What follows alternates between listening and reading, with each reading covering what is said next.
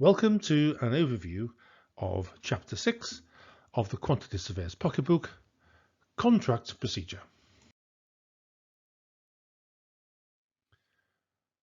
Contract Procedure.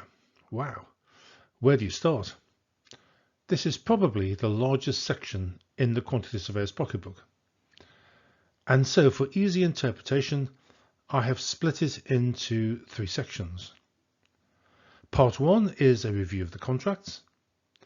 Part 2 is how the contract clauses are interpreted and used. And Part 3 looks at site organization.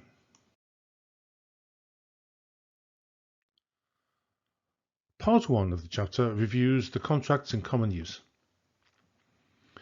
Most construction projects use standard forms of contract, either, for example, JCT or NEC. And although it is possible to amend the standard forms with the agreement of all the parties, it is not recommended.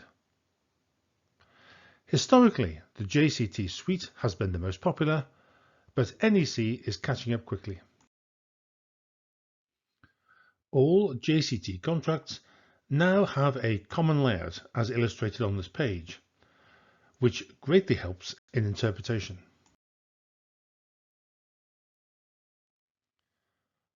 Part 2 of the chapter, Contract Administration, concentrates on the interpretation of the contract on a day-to-day basis.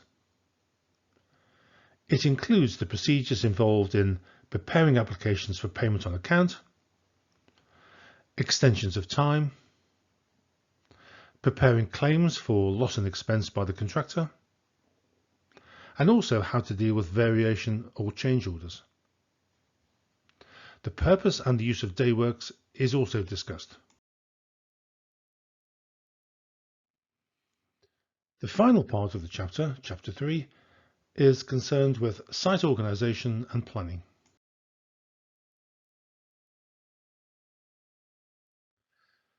The use and the interpretation of the most popular standard forms of contract are fully described in Chapter 6.